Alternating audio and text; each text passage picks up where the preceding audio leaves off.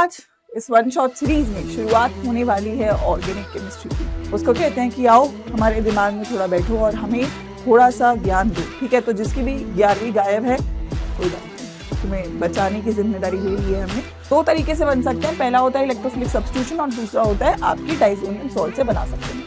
सबसे पहले अगर मैं बात करूं तो दो रिएक्शन है, या तो आप हेलोजिनेशन कर दो बेंजीन रिंग का इलेक्ट्रोफिलिक सब्स्टिट्यूशन रिएक्शन से, या डाइजोनियम सॉल्ट से बना सकते हैं। ठीक है, hello welcome back to CUT वाइडा 247। मैं हूं आयुषी मैम और आज इस वन शॉट सीरीज में शुरुआत होने वाली है ऑर्गेनिक केमिस्ट्री की। सो आई होप आपने अब से पहले के 3 वन शॉट्स देख लिए हैं। अगर नहीं देखे हैं तो आप प्लेलिस्ट सेक्शन में जाके जरूर देख सकते हैं, या फिर आपको डिस्क्रिप्शन बॉक्स में भी जो रिकमेंडेशंस है वहां पर इससे पहले के वन शॉट दिख जाएंगे। ठीक है, सो फिजिकल केमिस्ट्री के 3 चैप्टर्स कर चुके हैं और ऑर्गेनिक करेंगे शुरू। और अगर मैं ऑर्गेनिक की बात करूं तो चाहे CUT है और चाहे बोर्ड्स है, दोनों में सबसे ज्यादा वेटेज जो आपकी आने वाली है वो है ऑर्गेनिक की।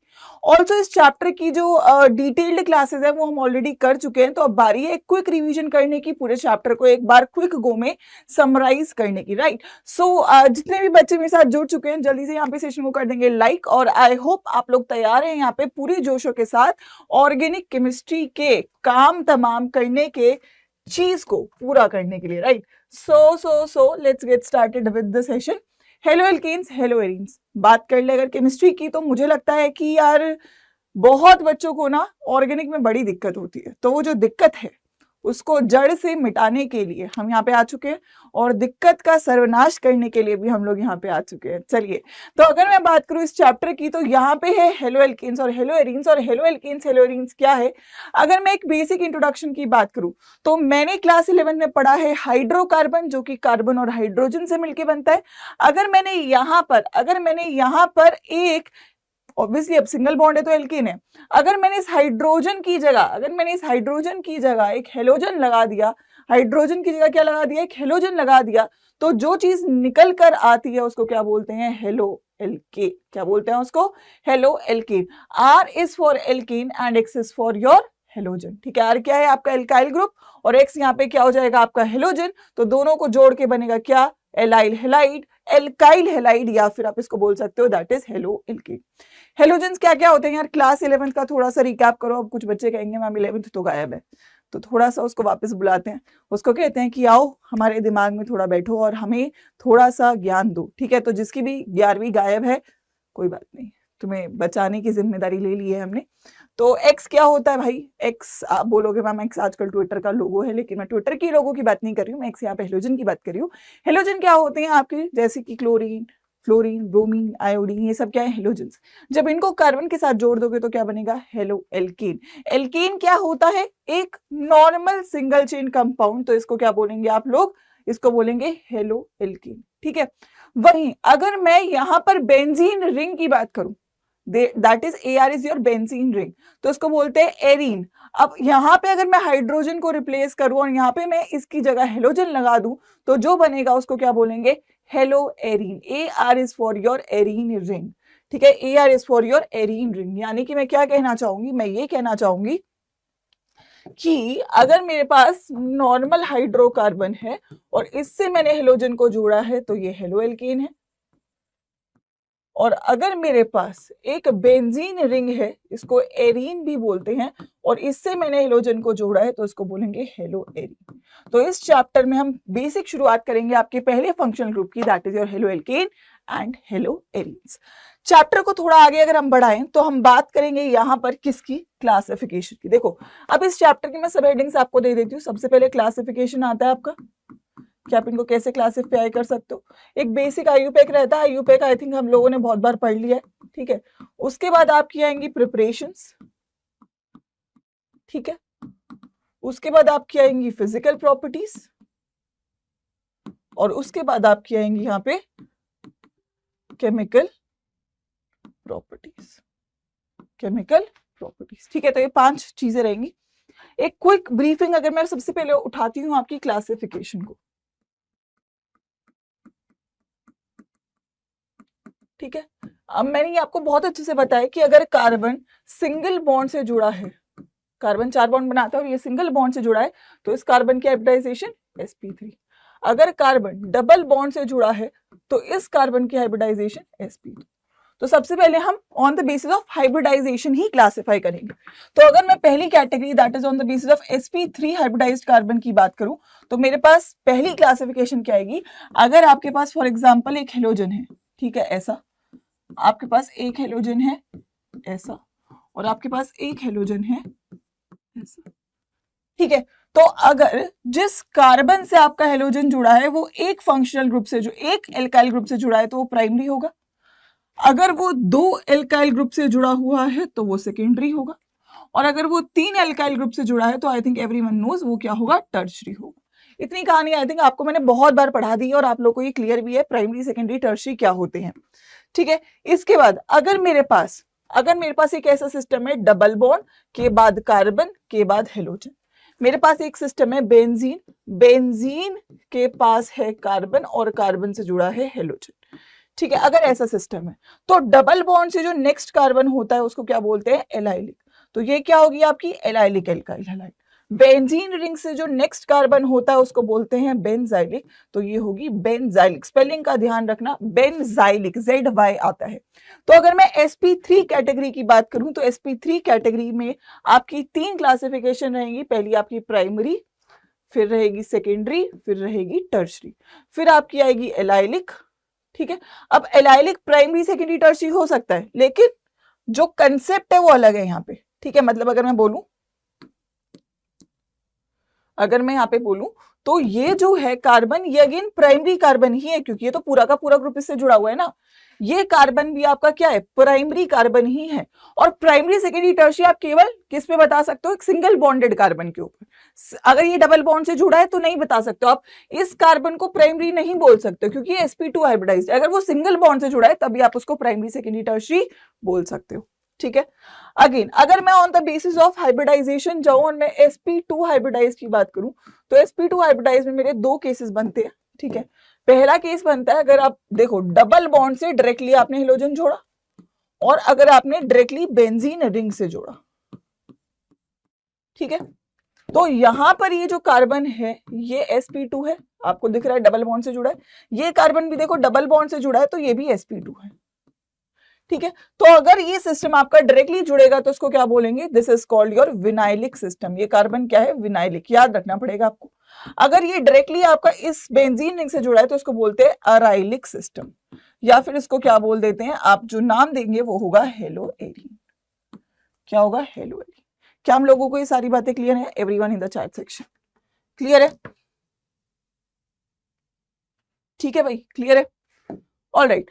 एक और sp3 में 5 तो आपने पढ़ लिए, 2 और पढ़ेंगे हम यहाँ पे, देखो 2 और हो सकते हैं। अगर फॉर एग्जांपल आपके पास एक सिस्टम है और आपने दोनों हेलोजन को, 2 हेलोजन जोड़े सेम कार्बन, सब ये सेम भी हो सकते हैं अलग भी हो सकते हैं। और दूसरा केस आपने दोनों एडजेसेंट कार्बन से जोड़े, तो जो ये सिस्टम होता है, देखो जर्म्स एक साथ होते हैं, अगर ये एक साथ है तो जर्म्स से याद रखना है, इसको बोलते हैं जेमिनल डाइहेलाइड, ठीक है। अभी ये एडजेसेंट पे लगेगा तो ये होगा विसिनल डाइहेलाइड। तो डाइहेलाइड्स के केस में 2 बनेंगे, जेमिनल और विसिनल। अब आप बोलोगे मैम एक छोड़ के एक पे लगा दूं मैं, तो वो कोई कैटेगरी नहीं होगी, कैटेगरी आपकी यही रहेंगी। तो आपकी कौन कौन सी कैटेगरी हुई अगर मैं बोलूं तो सबसे पहले अगर मैं बात करूं तो सबसे पहले आपकी प्राइमरी, सेकेंडरी, टर्शरी, फिर एलाइलिक, फिर बेंजाइलिक, फिर जेमिनल, फिर विसिनल। तो sp3 में आपकी 7 कैटेगरी हुई। अगर मैं sp2 की बात करूं तो एक विनाइलिक और 2 एराइलिक। तो यही आपकी कुल मिला के क्लासिफिकेशन निकल कर आएंगी। कितने बच्चों को क्लियर है भाई? देखो ये पढ़ रखा है तो आप लोगों को बस क्विकली रिवाइज करना है, ठीक है। तो अगर मैं आप यहाँ पे हम एक बार चेक कर लें सारी बातों को जो भी हमने पढ़ी।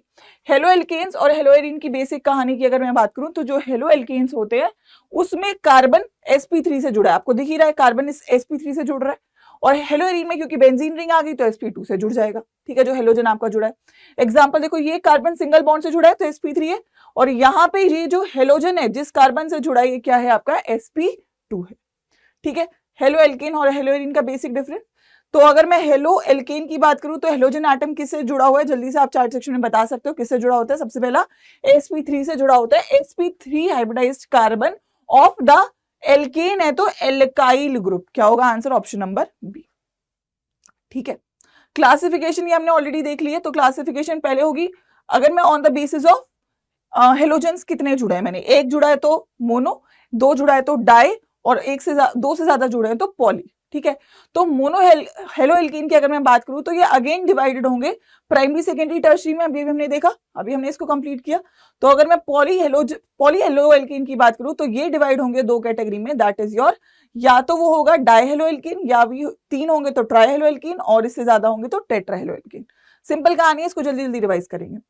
डाई हेलो एल्कीन अगेन दो कैटेगरी में डिवाइड होंगे, ये अभी हमने पढ़ा है। पहला क्या होगा, जेमिनल, और दूसरा होगा विसिनल। जेमिनल मतलब एक कार्बन पे दो हेलोजन, विसिनल मतलब अलग अलग कार्बन पे दो हेलोजन।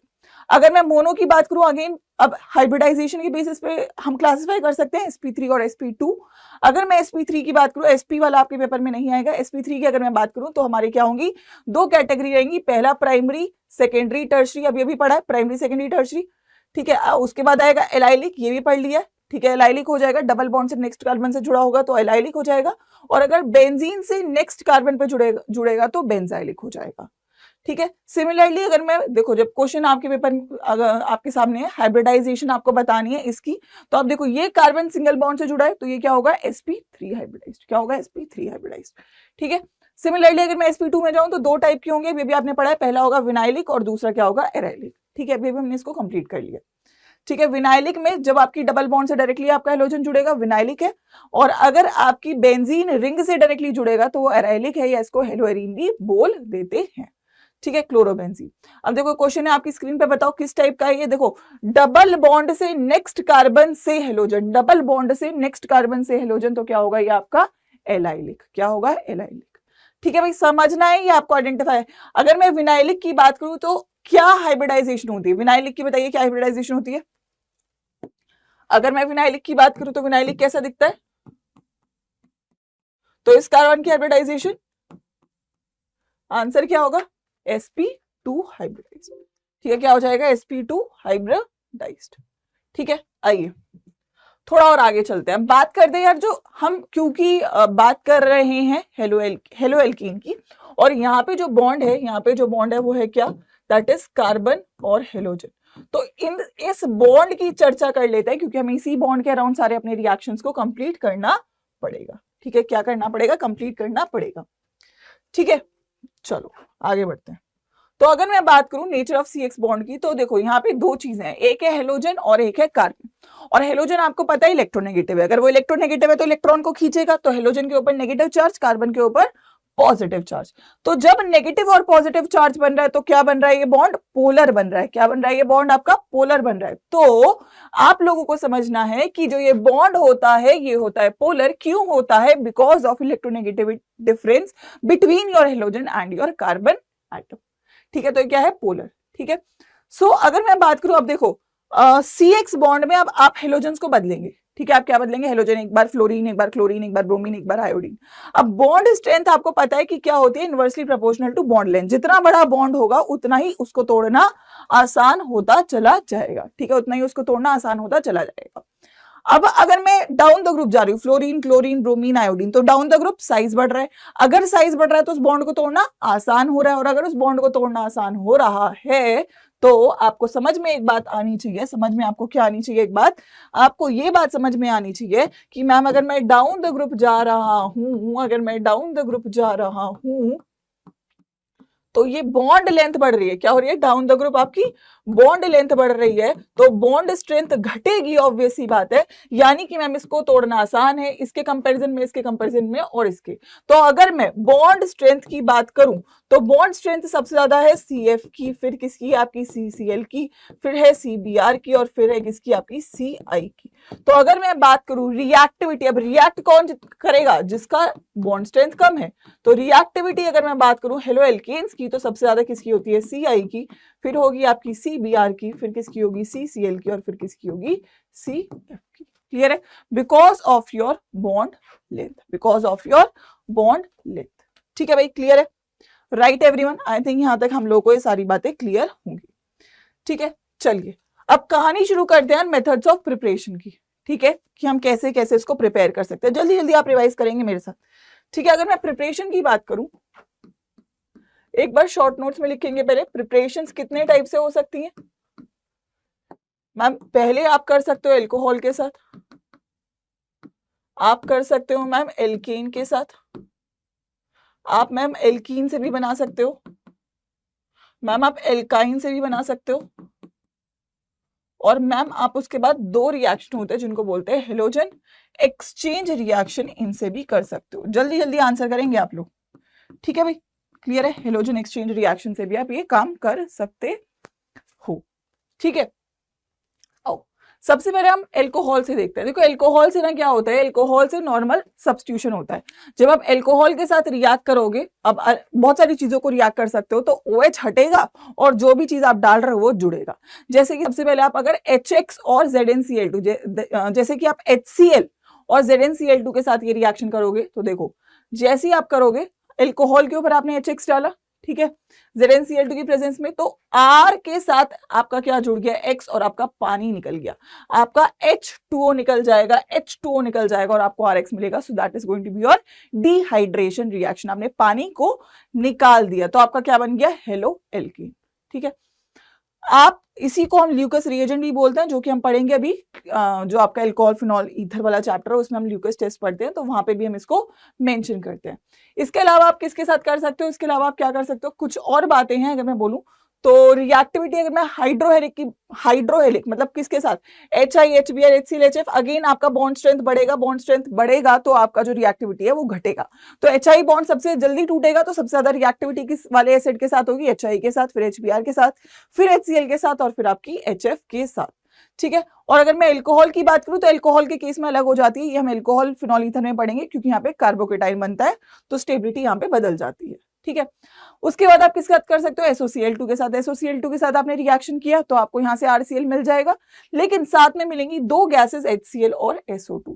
सबसे बेस्ट मेथड है एल्कोहल से बनाने का halo alkane using SOCl2। Y? क्योंकि आपको दो गैसेस मिलती हैं और इन दोनों गैसेस को आप इजीली इवेपोरेट कर सकते हो और आपको अपना एल्काइल हैलाइड आराम से मिल जाएगा। सो साइड प्रोडक्ट्स को रिमूव करना आसान होता है जब मैं रिएक्शन किसके साथ करती हूँ, SOCl2 के साथ। इसको हम डार्जन मेथड के नाम से भी जानते हैं। आई थिंक मैक्सिमम बच्चों को बात पता होगी। So it is the best method to prepare your RCl because by products are removed in the vapour state. Vapour form में दोनों गैसेस हैं, इवेपोरेट हो जाएंगी और निकल जाएंगी। इसके अलावा NaBr H2SO4 के साथ भी कर सकते हो, अगर दोनों के साथ करोगे तो RBr NHSO4 और H2O मिल जाएगा। इसके अलावा किसके साथ कर सकते हो, PCl3 PCl5 और SOCl2 के साथ भी कर सकते हो। RCl के सभी में आपको RCl मिल रहा है, H3PO3 यहाँ पे आपका साइड प्रोडक्ट है। PCl5 के साथ जब करोगे तो भी RCl मिलेगा, बट यहाँ पे आपको POCl3 और H3PO4 मिलेगा, ठीक है। तो सभी से बनाया जा सकता है। एक बार यहाँ पे मैं लिखना पसंद करूंगी, अगर आप एल्कोहल के साथ रिएक्शन करोगे तो आप किसके साथ कर सकते हो, HCl ZnCl2 के साथ कर सकते हो। आप किसके साथ कर सकते हो, आप NaBr के साथ कर सकते हो। आप किसके साथ कर सकते हो, PCl3 के साथ। आप किसके साथ कर सकते हो, PCl5 के साथ। आप किसके साथ कर सकते हो, SOCl2 के साथ। मोस्टली हम इसी का इस्तेमाल कर सकते हैं। इसके अलावा आपका red phosphorus in the presence of halogen का भी इस्तेमाल किया जाता है। अगर मैं इन सभी रिएजेंट्स की बात करूं तो SOCl2 आपका बेस्ट रिएजेंट माना जाता है, क्योंकि इससे जो बाय प्रोडक्ट्स होते हैं वो आपके गैसियस फेस में मिलते हैं। इसीलिए अगर एल्कोहल के ऊपर इनमें से आप कुछ भी डालोगे, आपको आपका क्या मिलेगा, हेलो एल्केन मिल जाएगा, ठीक है। आइए इसके बाद अगर मैं आगे बात करूं तो हम बात करते हैं एल्केन से कैसे बनाना है, ठीक है। आइए क्वेश्चन में अगर मैं बात करूं, आपसे अगर क्वेश्चन पूछा जाएगा कि गैसियस, अब आप जल्दी से बता दो, गैसियस प्रोडक्ट्स जो आपके डायजन मेथड में मिलते हैं वो कौन से होते हैं, HCl HNO3 SO2 या फिर बोथ ANC। तो आपको पता है HCl और SO2 दोनों गैसेस मिलती हैं। आंसर क्या होगा, ऑप्शन नंबर डी। आइए अगर मैं बात करूं यहाँ पे एल्केन से बनाना है, ठीक है। अब ये बहुत इंपॉर्टेंट है, हाइड्रोकार्बन से बनाने का तरीका। सबसे पहले अगर मैं बात करूं तो एल्केन से कैसे बनाना है, तो उसमें होता है आपका फ्री रेडिकल मैकेनिज्म। सबसे पहले आप एल्केन का करोगे, फिर आप एल्कीन का करोगे, फिर आप एल्काइन, तीनों से भी आप बना सकते हो। सबसे पहले अगर मैं एल्केन की बात करूं, ठीक है, तो यहाँ पे होता है फ्री रेडिकल मैकेनिज्म। कैसे होता है ये रिएक्शन, देखो आपके पास अगर एक हाइड्रोकार्बन है, ठीक है, आपके पास क्या है, एक हाइड्रोकार्बन है, आपको पता है ये क्या है, एल्केन है।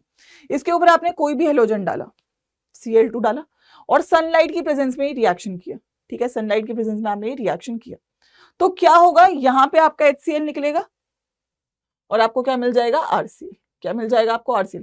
सब्स्टिट्यूशन रिएक्शन है, बट ये रेडिकल मैकेनिज्म से होगा, लेकिन अभी हम समझेंगे कैसे होगा। देखो फॉर एग्जांपल अगर मेरे पास क्या है, CH3 और Cl2, तो यहां से आपका एक हाइड्रोजन निकलेगा और आपको CH3Cl और आपको यहाँ से HCl निकल कर आ जाएगा। आइए यहां पर समझने की कोशिश करते हैं इस चीज को। देखो, अगर सबसे पहले मैं एल्केन से बना रही हूँ, मैं लिख के ही करवा देती हूँ, जल्दी होगा ये काम, ठीक है। अगर मैं एल्केन से बना रही हूँ, ठीक है, तो क्या करना है आपको, बेसिकली क्या होता है, Cl2 जब आप इसके ऊपर सनलाइट डालते हो तो ये ब्रेक करता है ऐसे ऐसे, तो Cl और Cl इसको बोलते हैं रेडिकल। आपके यहाँ पे रेडिकल्स जनरेट होते हैं, ठीक है। फॉर एग्जाम्पल आपके पास ये था, ठीक है, और इसके ऊपर आपने Cl2 यूवी लाइट डाली, यहाँ पे क्या होता है, हाइड्रोजन को रिप्लेस करते हैं और Cl को लगाते हैं। तो अगर मैंने इस हाइड्रोजन को रिप्लेस किया तो मुझे क्या मिलेगा, CH3 CH2Cl। अगर मैंने इस हाइड्रोजन को रिप्लेस किया तो मुझे क्या मिलेगा, CH2 CH3Cl। अब मुझे बताओ दोनों में कोई डिफरेंस है, ये भी आपका क्या होगा 1 क्लोरोइथेन, ये भी क्या होगा 1 क्लोरोइथेन, दोनों सेम है, तो टेक्निकली मुझे एक ही प्रोडक्ट मिला, I am just getting 1 product. क्या मिला मुझे, एक प्रोडक्ट मिला। फॉर एग्जाम्पल आओ, फॉर एग्जाम्पल मैंने ये लिया और इसके ऊपर मैंने Cl2 यूवी लाइट डाली, ठीक है, this is CH3 CH3 CH2। चलो अगर मैंने रिएक्शन करवाया तो मैंने CH3, मैंने एक हाइड्रोजन यहां से हटाया, यहाँ पे लगाया, मैंने एक हाइड्रोजन फिर सेकंड कार्बन से हटाया, यहाँ पे लगाया, फिर मैंने एक हाइड्रोजन लास्ट कार्बन से हटाया, यहाँ पे लगाया, ठीक है। जरा मुझे बताइए आप लोग कि ये वाला और ये वाला प्रोडक्ट सेम है या नहीं है, दोनों प्रोडक्ट सेम है, यस और नो, क्या है, दोनों सेम है, राइट, दोनों सेम है, भाई दिख रहा है ना आपको, 1 क्लोरोप्रोपेन 1 क्लोरोप्रोपेन, दोनों सेम है। तो ये बनाओ या ये बनाओ एक ही बात है, लेकिन ये अलग है, तो टोटल कितने प्रोडक्ट मिले, 2, क्योंकि ए और सी तो सेम ही है। चलो एक और देखो, फॉर एग्जाम्पल मैंने 4 कार्बन में डाला, अभी आप बताओ कितने प्रोडक्ट मिलेंगे, देखो 4 है ना, एक इस पे लगाया, एक इस पे लगाया, एक इस पे लगाया, जितने हाइड्रोजन है उतने सब्स्टिट्यूशन कर दो, जितने हाइड्रोजन है उतने कर दो। अब देखो दोबारा से, ये वाला मॉलिक्यूल और ये वाला मॉलिक्यूल सेम ही है, 1 क्लोरोब्यूटेन, ये वाला मॉलिक्यूल और ये वाला मॉलिक्यूल सेम ही है, 2 क्लोरोब्यूटेन। तो टेक्निकली कितने प्रोडक्ट मिले, तो आपको दिख रहा होगा कि मैम अलग अलग टाइप के हाइड्रोजन है, बट प्रोडक्ट आपको देखने हैं कि आपको अलग प्रोडक्ट कितने मिल रहे हैं, वो आपका मेन रिएक्शन होगा, उतने आपको नंबर ऑफ प्रोडक्ट्स मिलेंगे। आइए फॉर एग्जांपल आपके पास ये है,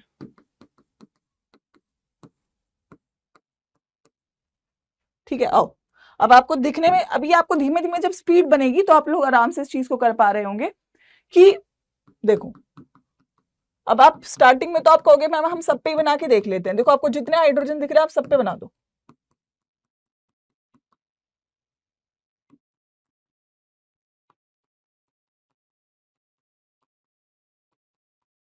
जितने दिख रहे हैं सब पे हाइड्रोजन, देखो हाइड्रोजन इसके पास भी है, इस पे भी है, इस पे भी है, इस पे भी है, इस पे भी है, तो आप टोटल कितने बना दिए आपने, 5 प्रोडक्ट बना दिए। अब चलो चेक कर लो सेम कौन कौन से, देखो इसका नाम क्या बनेगा, that is 1 chloro 2 methyl butane, ठीक है, क्या इसका नाम बनेगा 1 2 3 4, क्या इसका नाम भी 1 क्लोरो 2 मिथाइल ब्यूटेन बनेगा, ये और ये क्या सेम है, चेक करो सेम है, ये अलग है, ये अलग है, ये अलग है, नाम सबके अलग अलग बन रहे हैं। आपको अगर दिक्कत हो रही है ये आइडेंटिफाई करने में कि अलग है, तो आप नाम डाल के देखो, आपको समझ में आ जाएगा। सो टेक्निकली इस रिएक्शन में कितने प्रोडक्ट मिले, 4, ठीक है। एक और आखिरी रिएक्शन, इसके ऊपर अगर आपने Cl2 यूवी डाला, एक बार जरा देख लेना, ये हाइड्रोजन है इस पे, इसके पास भी है, इसके पास भी है, इसके पास भी है, याद रखना इसके पास हाइड्रोजन नहीं है, तो यहाँ पे आप सब्स्टिट्यूशन नहीं करवा पाओगे। तो अगर आप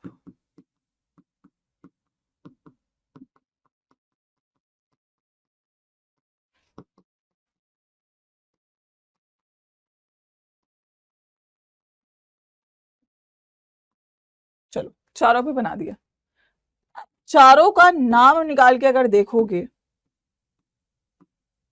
चारों का नाम निकाल के देखोगे आपको क्या मिलेगा, 1 क्लोरो 2 डाई मिथाइल प्रोपेन, चारों का नाम निकाल लेना, सेम बनेगा, चारों क्या है सेम प्रोडक्ट्स, कितना प्रोडक्ट मिलेगा, केवल एक।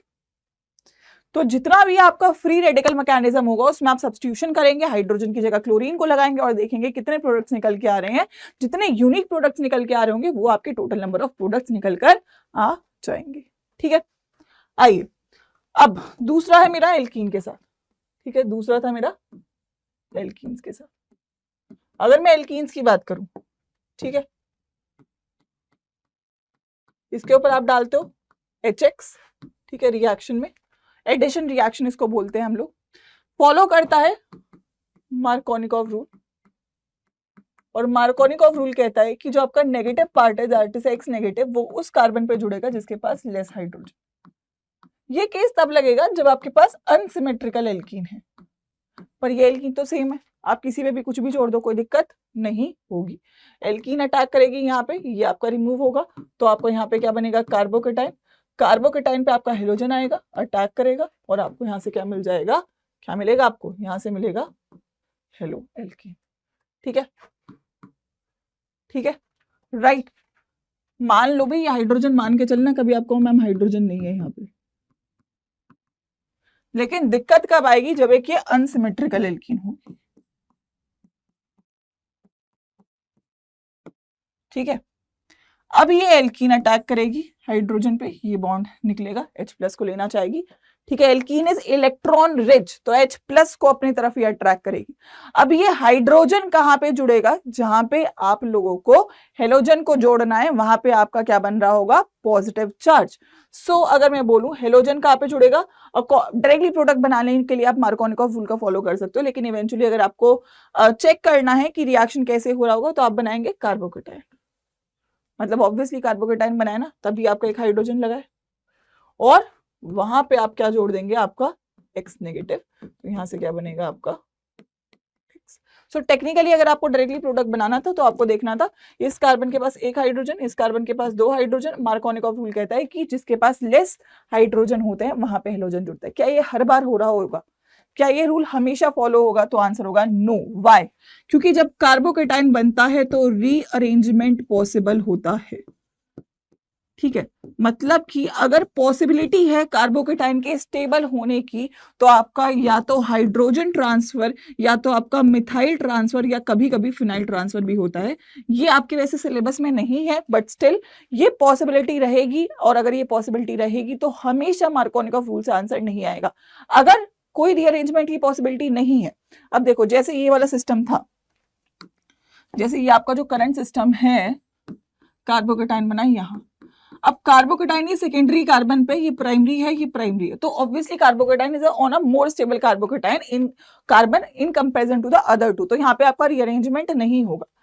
फॉर एग्जाम्पल आपका सिस्टम कुछ ऐसा है, ठीक है, फॉर एग्जाम्पल आपका सिस्टम कुछ ऐसा है, ठीक है, इसके ऊपर आपने HX का रिएक्शन किया, कार्बोकेटाइन पहले तो अगर दोनों में कंपेयर करना है तो ऑब्वियसली ये सेकेंडरी है मैम और ये प्राइमरी है तो यहाँ पे बनेगा।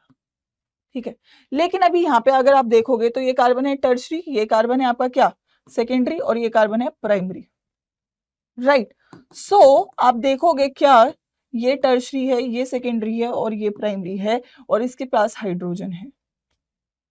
तो जब ये पॉसिबिलिटी होगी तो ये हाइड्रोजन करेगा यहाँ पे ट्रांसफर, और जो कार्बोकेटाइन आपका पहले बन रहा था यहाँ पर, अब वो बनेगा यहाँ पर, क्योंकि यहाँ पे आपका हाइड्रोजन जुड़ चुका है। इसके पास पहले एक हाइड्रोजन है, ये CH3 है, ये CH3 ही रहेगा। तो अब ये कार्बोकेटाइन आपने क्या करी, रीअरेंजमेंट। ठीक है, that is your hydride transfer या शिफ्ट, शिफ्ट हुआ है हाइड्रोजन तो इसको हम शिफ्ट बोलेंगे। और इस केस में जो अब आपका हेलोजन है वो बनेगा यहां पर, this is your final product. ठीक है, तो याद रखना कि मार्को मतलब देखो, एक तो तुम्हें मैंने ट्रिक बता दी है, अब ट्रिक के लिए भी दिमाग लगाना पड़ेगा, है ना, थोड़ी सी समझदारी तो हर चीज में रखनी पड़ेगी। ट्रिक इसकी, अगर आपका कोई ऐसा केस नहीं बन रहा है, मतलब आप अपना मॉलिक्यूल देख लेना, अगर मॉलिक्यूल में कोई स्टेबल कार्बन आपको दिख रहा है, मतलब जैसे आपको पता है स्टेबिलिटी क्या है, सबसे ज्यादा बेंजाइलिक की रहेगी कार्बोकेटाइन में, फिर आपकी एलाइलिक की रहेगी, फिर आपकी टर्शरी की रहेगी, फिर आपकी सेकेंडरी की रहेगी और फिर आपकी प्राइमरी की रहेगी। ठीक है, तो अगर आपको फॉर एग्जाम्पल मॉलिक्यूल में आपका ये दो ही है, कार्बोकेटाइन यहाँ बन रहा है तो कोई शिफ्ट नहीं करना, लेकिन अगर ये 3 आ गए हैं तो आपको शिफ्ट करना पड़ सकता है, अगर पॉसिबिलिटी है तो आप शिफ्ट कर सकते हैं, ठीक है। तो ये याद रखना, ट्रिक ये तभी लगेगी जब आपका कोई रीअरेंजमेंट नहीं होगा, और अगर रीअरेंजमेंट होगा तो आपको रीअरेंजमेंट के साथ ही प्रोडक्ट को बनाना पड़ेगा। इस पे हम और क्वेश्चंस करेंगे अपकमिंग क्लासेस में, ठीक है। रीअरेंजमेंट अगर पॉसिबल है तो मार्कोनिकॉफ रूल नहीं लगेगा, ठीक है बात। लास्टली आपकी आएंगी दैट इज एल्काइंस। अगर मैं एल्काइंस से ये रिएक्शन करना चाहती हूँ, ठीक है, अगर मैं एल्काइंस के साथ ये रिएक्शन करना चाहती हूँ तो ये सिंपल है, इसमें कोई दिक्कत रहेगी नहीं, नॉर्मल रिएक्शन है। एल्काइन है, HX डाला, रिएक्ट हुआ, 2 बॉन्ड थे, एक बॉन्ड टूटा, ठीक है, एक पे आपका हेलोजन जुड़ गया, एक पे आपका हाइड्रोजन जुड़ गया, दोबारा से आपने इसके ऊपर HX डाला, ठीक है, तो इस कार्बन पे पॉजिटिव चार्ज, इस पे नेगेटिव चार्ज, इस पे पॉजिटिव, इस पे नेगेटिव, ठीक है क्या, तो नेगेटिव वाली चीज इससे जुड़ेगी, तो आपको क्या मिलेगा, एक हेलोजन और ये hydrogen. So what you will get geminal dihalide, ठीक है। वन शॉट है तो आप प्लीज अपने नोट्स बनाते रहें एवरीवन, ठीक है। तो एल्काइन से क्या बन जाएगा आपका geminal dihalide. All right, clear है, ये सारी प्रिपरेशन कंप्लीट हो जाती है। लास्ट में आपके पास 2 रिएक्शंस आते हैं जिनको हम बोलते हैं that is your fifth is your halogen exchange reaction, ठीक है, जिसमें 2 रिएक्शन होते हैं, एक होता है फिंकलस्टीन और एक होता है आपका स्वार्ट्ज रिएक्शन, ठीक है। अगर मैं फिंकलस्टीन रिएक्शन की बात करूं तो याद रखने का, देखो हेलोजन अभी तक आपने जितने भी हेलोजन बनाए आपने या तो RCl बनाए या तो आपने RBr बनाए, ये 2 आप बना पाते, आप जो नहीं बना पाते हो वो है RI और RF, ये आसानी से नहीं बनता है, तो इसको बनाने के लिए मैं करती हूँ हेलोजन एक्सचेंज रिएक्शंस का इस्तेमाल। F माने तो फिंकलस्टीन में F होता है, तो याद रखना F से F नहीं बनता, इससे बनता है एल्काइल आयोडाइड, ठीक है, और स्वार्ट्ज से क्या बन जाता है आपका नॉर्मल, क्या बन जाएगा आपका एल्काइल फ्लोराइड, ठीक है। तो एक बार रिएक्शन पे नजर मार लेते हैं जल्दी से। ऑल राइट, सो अगर मैं रिएक्शन की बात करूं, so we have 2 reactions, 2 reaction है हेलोजन एक्सचेंज, फिंकलस्टीन और स्वार्ट्ज रिएक्शन, ठीक है। तो सबसे पहले अगर मैं फिंकलस्टीन रिएक्शन की बात करूं तो मैं इससे RI बनाती हूँ, किससे बनाएंगे, आपने RX लिया, इसके ऊपर आपने NaI और ड्राई एसीटोन डाला, तो रिएक्शन में क्या बनेगा, एक्सचेंज हो जाएगा, X की जगह I आ जाएगा और NaX आपका बाहर निकल के आ जाएगा, ठीक है, तो एक्सचेंज हो गया, तो आपने NaX को बाहर निकाल के आपने RI बना दिया। सिमिलरली स्वार्ट्ज रिएक्शन में आपको क्या डालना है, आपको एल्काइल ब्रोमाइड के ऊपर AgF डाल सकते हो, Hg2F2 भी डाल सकते हो, तो AgF अगर आपने डाला ड्राई स्टोन की प्रेजेंस में तो यहाँ पे अगेन आपका AgBr निकल जाएगा और आपको RF मिल जाएगा, ठीक है। तो दोनों रिएक्शन बहुत सिंपल है, आपको अक्सर आइडेंटिफिकेशन के लिए पूछे जाते हैं, CUT 2023 का सवाल था, रिएक्शन दिया था, पूछा था कौन सा है, रिएक्शन वो स्वार्ट्ज रिएक्शन, तो आपको याद करने की ट्रिक मैंने बता दी है, F से F नहीं बनेगा, फिंकलस्टीन से RI बन रहा होगा और स्वार्ट्ज से आपका RF बन रहा होगा, क्लियर है भाई हम लोग को। देखो ऐसा, ये सेम क्वेश्चन था पेपर में, नहीं इससे उल्टा था, तो ये आपके पेपर में मैंने आपको यहाँ पे डाल दिया, तो आपको RF मिल रहा है, नहीं सेम क्वेश्चन था, तो RF बन रहा है, तो आपको सभी लोगों को समझ में आ रहा है कि ये फिंकलस्टीन नहीं होगा, क्या होगा, स्वार्ट्ज, ठीक है, क्या हो जाएगा, स्वार्ट्ज रिएक्शन, ठीक है। आइए अब मैं आखिरी 2 उठा लेती हूँ, और आखिरी 2 है हेलोएरीन बनाना है। हेलोएरीन बन सकते हैं 2 ही तरीके से, हेलोएरीन बनाना आसान नहीं है, तो 2 तरीके से बन सकते हैं, पहला होता है इलेक्ट्रोफिलिक सब्स्टिट्यूशन और दूसरा होता है आपकी डाइजोनियम सॉल्ट से बना सकते हैं। सबसे पहले अगर मैं बात करूं तो 2 रिएक्शन है, या तो आप हेलोजनेशन कर दो बेंजीन रिंग का इलेक्ट्रोफिलिक सब्स्टिट्यूशन रिएक्शन से, या डाइजोनियम सॉल्ट से बना सकते हो, ठीक है। तो अगर आपके पास बेंजीन रिंग है, ठीक है, आप अलग अलग तरीके से कर सकते हो इस रिएक्शन को, तो आपने अगर फॉर एग्जाम्पल इसके ऊपर Cl2 डाला FeCl3 की प्रेजेंस में, तो Cl जुड़ जाएगा, H पॉजिटिव हटेगा, इसकी जगह Cl लग जाएगा। अगर आपने फॉर एग्जाम्पल Br2 डाला in the presence of FeBr3, तो यहां से क्या बन जाएगा आपका ब्रोमोबेंजीन। अब आयोडोबेंजीन नॉर्मल नहीं बनता, आयोडोबेंजीन के साथ बनाने के लिए मुझे एक ऑक्सीडाइजिंग एजेंट का इस्तेमाल करना पड़ता है, जो कि होता है HiO3, ताकि रिएक्शन फॉरवर्ड डायरेक्शन में मूव करे, तो आपको क्या मिलेगा, आयोडोबेंजीन। अगर कोई बोले कि मैम फ्लोरोबेंजीन बनाना है, तो आप बोलेंगे नहीं बना सकते हो फ्लोरोबेंजीन, क्योंकि F2 बहुत रिएक्टिव होता है, हाईली एक्सप्लोसिव होता है, तो डायरेक्टली आप उसका इलेक्ट्रोफिलिक सब्स्टिट्यूशन रिएक्शन नहीं कर सकते, तो आप ये 3 ही बना सकते हो, ठीक है। अगर मैं बात करूं डाइसोनियम क्लोराइड से, तो सैनमेयर रिएक्शन है आपके सामने, अगर एक सेकेंड,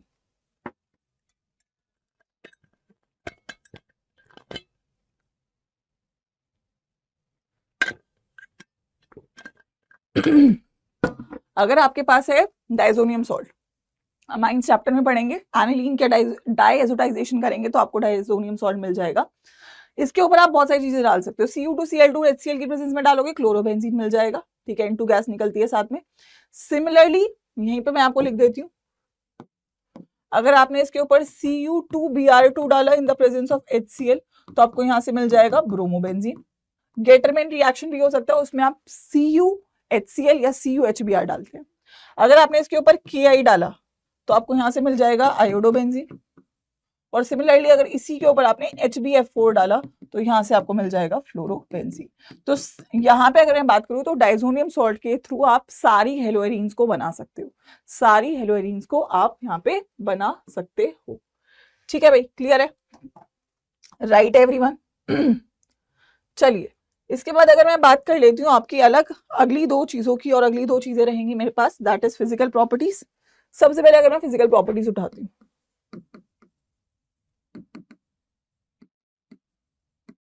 ठीक है, तो फिजिकल प्रॉपर्टी में जो सबसे कॉमन पूछी जाती है वो होती है बॉइलिंग पॉइंट। ठीक है, तो याद रखना आप लोग क्या कि जो आपका बॉइलिंग पॉइंट है एल्काइल हैलाइड का वो डायरेक्टली प्रोपोर्शनल है आपके किसके, मॉलिक्यूलर मास के। जितने कार्बन बढ़ेंगे उतना ज्यादा बॉइलिंग पॉइंट बढ़ेगा, और इनवर्सली प्रोपोर्शनल है ब्रांचिंग के। ठीक है, मतलब जैसे कि फॉर एग्जांपल आपके पास ये है, ठीक है, ये है। अब आपको अगर बॉइलिंग पॉइंट के ऑर्डर में लगाना है तो आप देखो, उधर 3 कार्बन है, 2 कार्बन है, 1 कार्बन है, सबसे ज्यादा इसका होगा, फिर इसका होगा, फिर इसका होगा। फॉर एग्जाम्पल आपके पास ये है, ठीक है, तो सबसे पहले आप मॉलिक्यूलर मास देखेंगे, 3 है, 3 है, 2 है, 2 कार्बन। ये आपका ब्रांचिंग, 1 कार्बन की ब्रांचिंग है, यहाँ पे नहीं है, तो सबसे ज्यादा इसका होगा, फिर इसका होगा, और फिर इसका होगा। ठीक है, क्लियर है? आइए, फॉर एग्जाम्पल ये है,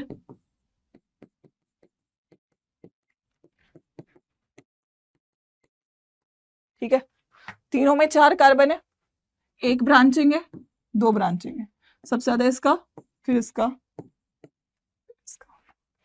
क्लियर है? तो आई थिंक आप बॉइलिंग पॉइंट में नहीं फंसोगे। ठीक है, आप लोग बॉइलिंग पॉइंट में नहीं फंस रहे होगे।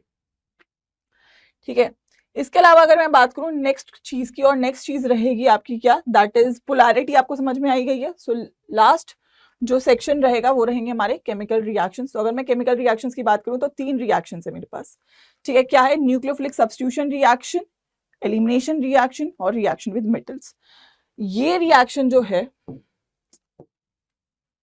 देखो यहाँ पे सब कुछ समझ लो। एलिमिनेशन रिएक्शन में आप क्या कर रहे हो, आप एक एल्कीन से एक एल्कीन बनाते हो। ठीक है, एलिमिनेशन रिएक्शन ये नॉर्मल है, आप मेटल के साथ रिएक्ट कर रहे हो। ठीक है, फॉर एग्जांपल ठीक है, सब्स्टिट्यूशन रिएक्शन इज नॉर्मल। आपके पास फॉर एग्जांपल एल्काइल हैलाइड है, आप इसके ऊपर कोई न्यूक्लियोफाइल डाल रहे हो तो आप इसको सब्स्टिट्यूट कर रहे हो। ठीक है, तो ये जो रिएक्शन है ये sp3 हाइब्रिडाइज्ड कार्बन का है, और ये जो रिएक्शन है ये sp2 हाइब्रिडाइज्ड कार्बन का है। ठीक है, सो समझ में आ गया आप लोगों को? अगर आपको एल्कीन से एल्कीन बनानी है, जो हमने आपका प्रिपरेशन में किया था, दैट वाज एडिशन रिएक्शन, आपने ऐड किया है। अगर आपने यहाँ से मॉलिक्यूल निकाला, आप यहाँ से क्या निकालते हो, HCl HX निकालते हो, तो ये है एलिमिनेशन रिएक्शन। और अगर आपने यहाँ पे इसकी जगह ये लगा दिया तो ये है आपका सब्स्टिट्यूशन रिएक्शन। और क्योंकि न्यूक्लियोफाइल को सब्स्टिट्यूट कर रहे हो तो न्यूक्लियोफिलिक सब्स्टिट्यूशन रिएक्शन। तो इस चैप्टर में हम 3 टाइप के रिएक्शंस पढ़ते हैं, एडिशन, एलिमिनेशन और न्यूक्लियोफिलिक सब्स्टिट्यूशन। अगर न्यूक्लियोफाइल की जगह इलेक्ट्रोफाइल को डाल रही हूं मैं तो इलेक्ट्रोफिलिक सब्स्टिट्यूशन, वो किस पे होता है, बेंजीन रिंग पे होता है। तो यहाँ पे न्यूक्लियोफिलिक सब्स्टिट्यूशन रिएक्शन। क्लियर है एवरीवन? एक एक करके पढ़े, तैयार है हम लोग? चलिए, तो सबसे पहले अगर मैं बात करूं, सबसे पहले मैं उठाना चाहूंगी यहाँ पे आपका, that is your nucleophilic substitution reaction. ठीक है, क्या उठाएंगे, न्यूक्लियोफिलिक सब्स्टिट्यूशन रिएक्शन। ठीक है, आइए, तो न्यूक्लियोफिलिक सब्स्टिट्यूशन जो रिएक्शन है वो मेरे 2 टाइप का है। ठीक है, पहला है मेरा SN1 रिएक्शन और दूसरा है SN2। अभी इसको समझने की कोशिश करेंगे। अभी आप इसको बस लिख लो कि SN1 और SN2 का रिएक्टिविटी ऑर्डर क्या होता है, 3 डिग्री, 2 डिग्री, 1 डिग्री, और ये होता है 1 डिग्री, 2 डिग्री, 3 डिग्री। अभी समझते हैं, ठीक है, डोंट वरी। ठीक है, अभी देखो क्वेश्चन से समझते हैं। जैसे कि क्वेश्चन दिया है, explain SN2 mechanism of methyl bromide. Methyl bromide. S का मतलब सब्स्टिट्यूशन, N का मतलब न्यूक्लियोफिलिक और 2 का मतलब बायमोलिकुलर। SN2 का मतलब nucleophilic substitution reaction bimolecular. Bimolecular का मतलब कि मेरे 2 रिएक्टेंट्स हैं। ठीक है, आइए मैकेनिज्म देखते हैं, उससे बेटर समझ में आएगा। एल्काइल ब्रोमाइड मतलब क्या, आपके पास एक कार्बन है जिसके पास तीनों हाइड्रोजन है और एक ब्रोमाइड है। ठीक है, अभी यहाँ पे क्या होगा, मैंने एक न्यूक्लियोफाइल OH नेगेटिव डाला। ठीक है, तो ये OH नेगेटिव आएगा अटैक करने के लिए, रिएक्शन में आपने इसको थोड़ा सा हीट किया। ठीक है, नॉन पोलर सॉल्वेंट डाला और ये रिएक्शन का स्लो स्टेप भी रहेगा। ये OH नेगेटिव, अब देखो 2 तरीके हैं इसके पास अटैक करने के, ये सामने से भी अटैक कर सकता है और ये पीछे से भी कर सकता है। सामने से इसको Br को झेलना पड़ेगा, पीछे से इसको छोटे छोटे नन्हे नन्हे हाइड्रोजन मिलेंगे। तो सिंपल क्या है यार, अगर मुझे अटैक करना है, मतलब अगर मुझे कोई, फॉर एग्जाम्पल मुझे लड़ाई करनी है, मतलब देखो एक होता है कि मैं अपनी ताकत का प्रदर्शन करूं, एक होता है मैं अपने दिमाग का प्रदर्शन करूं। तो इसने क्या किया यार, मैं क्यों ही अपनी एनर्जी वेस्ट करूं, मैं क्यों Br से अटैक करूं, मैं वहां से जाऊंगा जहां से मेरा काम आसान होगा। मैं पीछे से अटैक करूंगा ना यार, पीछे से अटैक करूंगा, मुझे कोई लड़ाई वड़ाई भी नहीं करनी पड़ेगी और जिसको मैं हराना चाहता हूँ, Br को हटाना चाहता हूँ, उसको हटा भी दूंगा। ठीक है, तो ये OH जाएगा और ये क्या करेगा, ये पीछे से अटैक करेगा, और पीछे से अटैक करेगा तो Br को तो समझ ही नहीं आएगा कि भाई ऐसा काम होना है। तो ये क्या करेगा, पीछे से जैसे ही अटैक करेगा, आप देखोगे यहाँ पे रिएक्शन में ये Br आगे से निकलता हुआ और ये OH पीछे से जुड़ता हुआ। तो ये क्या बनती है, आपकी ट्रांजिशन स्टेट बनती है। क्या बनती है, ट्रांजिशन स्टेट बनती है, जो कि एक बहुत अनस्टेबल चीज है क्योंकि कार्बन के 5 बॉन्ड बन नहीं सकते। तो ये बस दिखाने के लिए बताया है आपको कि ये बॉन्ड आपका क्या हो रहा है, फॉर्म, और ये बॉन्ड क्या हो रहा है, ब्रेक। तो ये आपका निकल जाएगा, बहुत जल्दी निकलेगा क्योंकि एक बहुत अनस्टेबल चीज है। OH आपका पीछे से जुड़ जाएगा और आपका यहाँ पे क्या बनेगा, पीछे से जुड़ा है इसलिए कन्वर्जन। देखो Br यहाँ पे किस साइड जुड़ा हुआ है, ये आपका right side, OH left side, आपका पीछे से अटैक हुआ है तो इन्वर्जन हो गया कन्फिग्रेशन का। ठीक है, क्या हो गया, इन्वर्जन हो गया यहाँ पे आपका कन्फिग्रेशन का और Br आपका बाहर निकल के आ गया। ठीक है, ये हालांकि इसने RDS दिया है but this reaction happens in 1 step, एक स्टेप में ये आपका रिएक्शन होता है, 1 गो में आपका ये रिएक्शन होता है। सॉल्वेंट आपको यहाँ पे नॉन पोलर सॉल्वेंट इस्तेमाल करना है। क्यों करना है नॉन पोलर सॉल्वेंट, क्योंकि अगर आप पोलर सॉल्वेंट ले लोगे तो जो आपका न्यूक्लियोफाइल है ना, वो आपका जो भी आपका सॉल्वेंट है, फॉर एग्जाम्पल H2 है, तो इसके साथ ये आपको सॉल्वेट हो जाता है। ठीक है, और अगर ये सॉल्वेट होगा तो ये आराम से अटैक नहीं कर पाएगा। तो इसीलिए हम यहाँ पे इस्तेमाल करते हैं नॉन पोलर सॉल्वेंट का, ताकि मेरा न्यूक्लियोफाइल अटैक के लिए एक्टिव रहे। क्लियर है बात हम लोग को, यस और नो। तो अगर मैं इसकी समरी लिखूं, ठीक है, अगर मैं यहाँ पे आपको इसकी समरी लिखवाऊं, ठीक है, let's talk about SN2 reaction. तो SN2 रिएक्शन मैम मेरा सिंगल स्टेप में होता है, एक स्टेप में हो जाता है, और 2 चीजें यहाँ पे इन्वॉल्व है रिएक्शन का। अगर मैं रेट लिखूंगी तो रेट में आपका एक तो एल्काइल हैलाइड है और आपकी न्यूक्लियोफाइल है, और अगर दोनों है तो इसकी पावर 1 और इसकी पावर 1, तो ऑर्डर होगा रिएक्शन का क्या, 2, और मॉलिक्यूलैरिटी भी क्या होगी, ठीक है, 2 है तो बायमॉलिक्यूलर ऑब्वियसली। अगर मैं यहाँ पे सॉल्वेंट की बात करूं तो सॉल्वेंट क्या है, पोलर अप्रोटिक। क्यों, ताकि आपकी जो न्यूक्लियोफाइल है उसको ये पकड़े ना, जैसे कि DMF हो सकता है, DMSO हो सकता है, या फिर एसीटोन भी हो सकता है। ठीक है, उसके बाद अगर मैं रिएक्टिविटी की बात करूं, अब क्यों मैंने लिखा कि SN2 की जो रिएक्टिविटी है वो होती है प्राइमरी, सेकेंडरी, टर्शियरी, इसके आगे मिथाइल आ जाएगा क्योंकि यार अटैक पीछे से हो रहा है। टर्शियरी अगर मैंने लगा दिया तो 3 पीछे एल्काइल ग्रुप आ जाएंगे, अब उनको कहां से वो हटाएगा, तो उसको क्या चाहिए, खुला मैदान, और खुला मैदान प्राइमरी, सेकेंडरी, टर्शियरी, हाइड्रोजन है, कोई स्टेरिक हिंड्रेंस नहीं है। उसके बाद इन्वर्जन हो रहा है, उल्टा हो गया, इन्वर्जन इन कन्फिग्रेशन। ठीक है, राइट। अच्छा, आपके पास पहले क्या था, फॉर एग्जाम्पल CX बॉन्ड, और अब इससे क्या बना, CO बॉन्ड। तो ये वाला बॉन्ड क्या है, स्ट्रॉन्ग, और ये वाला बॉन्ड क्या है, मतलब लेस स्ट्रॉन्ग कंपेरेटिवली। तो आप अनस्टेबल से स्टेबल में जा रहे हो तो रिएक्शन क्या है, काइंड ऑफ एक्सोथर्मिक रिएक्शन। ठीक है, क्योंकि स्टेबल चीज बन रही है तो एनर्जी रिलीज करेगी, तो ये रिएक्शन हीट रिलीज करता है, तो ये हम लो टेम्परेचर पे रिएक्शन को करवा पाते हैं। We can do the reaction at low temperature. Clear है SN2 की कहानी, I think everyone, I think ये आपने पढ़ भी रखा है और अब यहां तक आपको क्लियर भी हो जाएगा। ठीक है, आइए अगर हम बात करते हैं SN1 रिएक्शन की, एक क्वेश्चन देखो। क्वेश्चन है आपकी स्क्रीन के ऊपर, इनमें से कौन से हेलोजन कौन सा रिएक्शन शो करेगा। ठीक है, ये है एक और एक ये है। देखो अगर मैं बात करूं इनमें से SN2 कौन फास्ट करेगा, देखो ये वाला जो कार्बन है ये इस कार्बन से जुड़ा है, ठीक है, दैट इज प्राइमरी, और ये इस कार्बन से जुड़ा है जो कि सेकेंडरी। तो SN2 फास्ट कौन देता है, प्राइमरी, तो पहले वाला देगा। अगर मैं नीचे आ जाऊं अब देखो यहाँ पे दोनों सेम है, ठीक है, देखो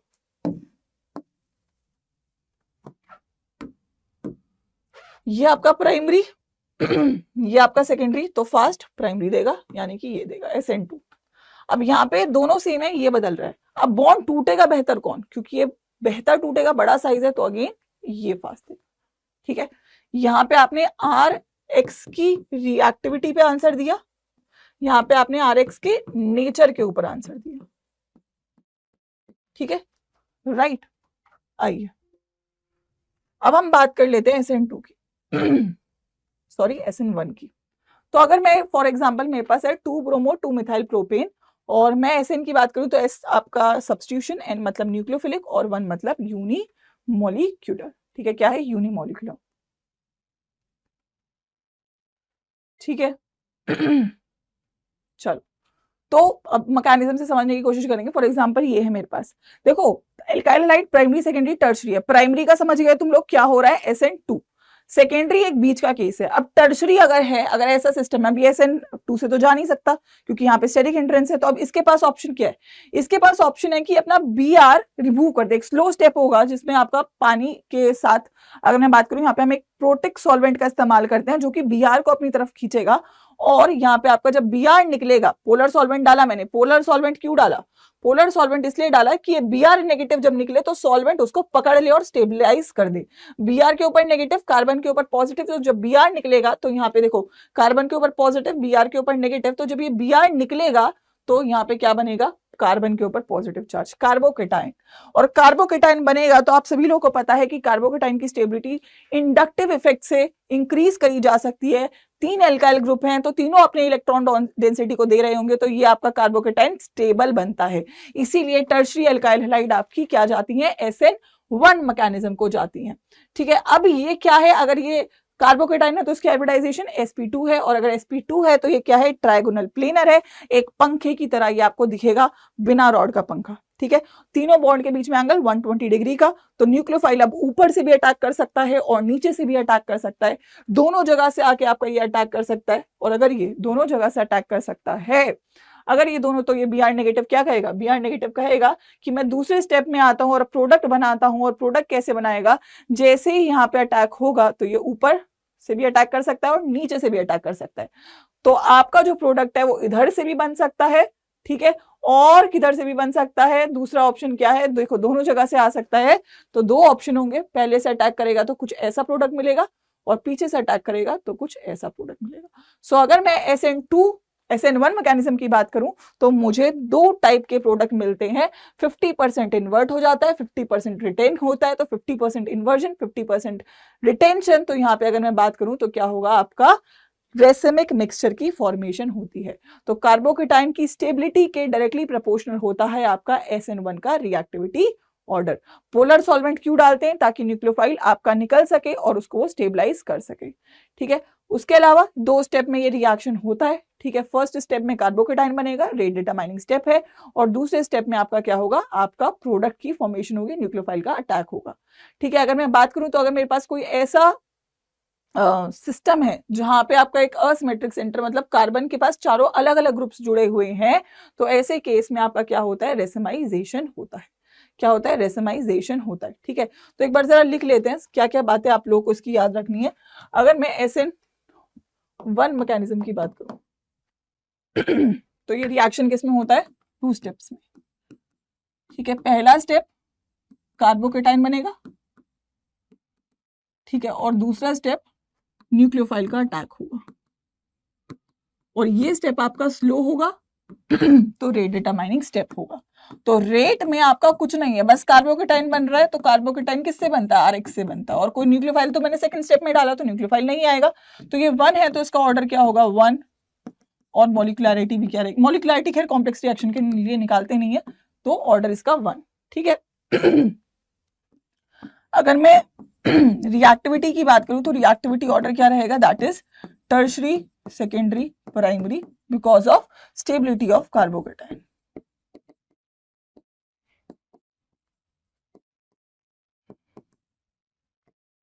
सॉल्वेंट कैसा होगा, पोलर प्रोटिक,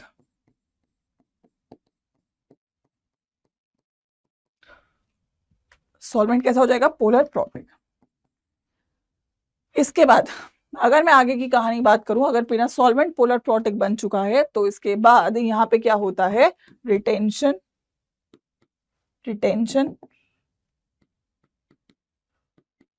और इन्वर्जन दोनों होता है, रिटेंशन और इन्वर्जन दोनों होता है। तो यहाँ पे मिलता है रेसिमिक मिक्सचर। अब ये थोड़ा सा स्टीरियोकेमिस्ट्री का पार्ट है, इसको हम आगे भी पढ़ेंगे।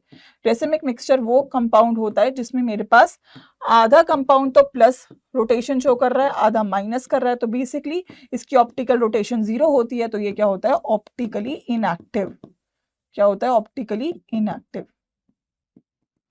रेसिमिक मिक्सचर आपका क्या होता है, ऑप्टिकली इनएक्टिव। ठीक है, ये कहानी हो गई। इसके अलावा अगर मुझे डालना है तो पोलर प्रोटिक सॉल्वेंट आपको पता ही है, पानी हो गया, CH3OH हो गया, कोई भी ऐसी चीज जो H प्लस को दे। ठीक है, प्रोटॉन मतलब H पॉजिटिव। ठीक है, तो ये सारी कहानी हो गई। आई थिंक यही सब है जो आपको याद रखना है SN1 के बारे में। ठीक है, अच्छा अगर मैं थोड़ा सा और इसको आगे ले जाऊं तो आपको पता है कार्बोकेटाइन की स्टेबिलिटी में सबसे ज्यादा होगा बेंजाइलिक, फिर होगा आपका एलाइलिक, फिर आपका होगा टर्शरी, फिर आपका होगा सेकेंडरी और लास्ट में होगा आपका प्राइमरी, और इससे भी कम होगा CH3 पॉजिटिव। तो अगर आपको रिएक्टिविटी चेक करनी है तो आपको ये देखना पड़ेगा।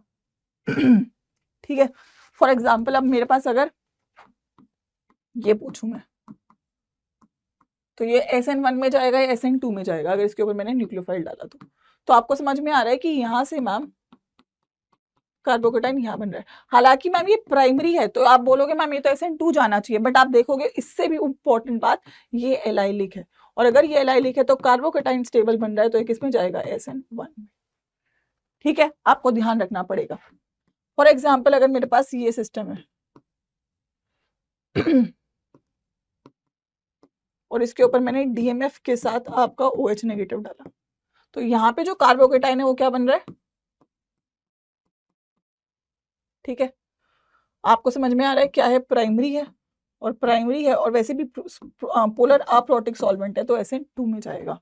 वहीं पर अगर मैंने बेंजीन रिंग वाला ये डाला तो यहाँ पे आपको क्या दिख रहा है हालांकि ये प्राइमरी है बट ये क्या है, बेंजाइलिक है, और अगर ये बेंजाइलिक है तो ये किस में जाएगा, SN। ठीक है, तो आपके पेपर में सवाल आएंगे आइडेंटिफिकेशन को लेकर, उसके लिए आपको प्रैक्टिस करने की जरूरत है, जो कि हम आगे और भी ज्यादा कर रहे होंगे। ठीक है, ये बात हो जाती है। आइए, this brings us to the second reaction, that is your elimination reaction. Already मैंने आपको ये बताया भी था, एलिमिनेशन रिएक्शन में क्या हो रहा है, एल्काइल हैलाइड है मैम मेरे पास,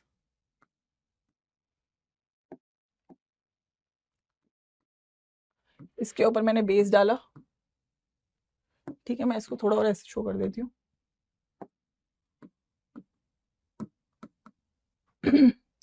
तो बेस क्या करेगा, बेस एक हाइड्रोजन को लेता है, तो बेस इस हाइड्रोजन को लेगा, हाइड्रोजन अपने इलेक्ट्रॉन्स को यहाँ पे ट्रांसफर करेगा और ये निकल जाएगा। सो बेसिकली आपका क्या बनेगा,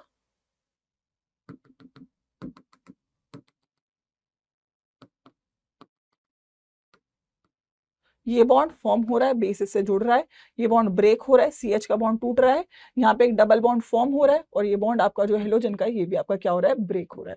तो ये आपकी क्या बनेगी, ट्रांजिशन स्टेट। ठीक है, क्या बनेगी, ट्रांजिशन स्टेट, जिसमें आपको क्या मिलेगा, यहाँ पे डबल बॉन्ड बन जाएगा और आपका HX जो है वो निकल के बाहर हो जाएगा।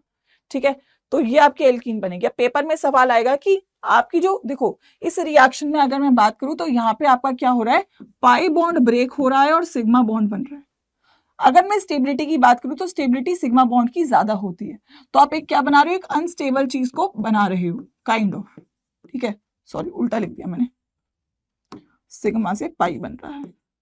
तो ये रिएक्शन क्या होगा, इसको आपको हीट देनी पड़ेगी, तो एक एंडोथर्मिक रिएक्शन होगा, और अगर ये एंडोथर्मिक रिएक्शन होगा तो आपको इस रिएक्शन में हीट देनी पड़ेगी। तो आप ये रिएक्शन कैसे करते हो, हाई टेम्परेचर पे। ठीक है, हाई टेम्परेचर पे। अगेन ये रिएक्शन भी सिंगल स्टेप में होगा, तो आपका रिएक्शन जो है, अगर मैं रिएक्शन के रेट की बात करूं तो रेट अगेन आपका डिपेंड करेगा एल्काइल हैलाइड के ऊपर। ठीक है, एल्काइल हैलाइड के ऊपर। और अगर मैं इस रिएक्शन की बात करूं तो यहाँ पे जो आपकी स्टेबिलिटी है, यार मैं रिएक्टिविटी ऑफ रिएक्शन की बात करूं तो reactivity of reaction is directly proportional to stability of transition state. जितना अच्छा ये बनेगा उतना बेहतरीन आपका रिएक्शन हो रहा होगा। और if you are getting multiple products, अगर आपके पास मल्टीपल प्रोडक्ट्स हैं तो जो मेजर रिएक्शन है वो होगा जिसमें आपकी एल्कीन स्टेबल होगी, और एल्कीन स्टेबल होती है on the basis of alpha hydrogens. आइए जरा इसको देखिए। फॉर एग्जांपल आपके पास ये सिस्टम है,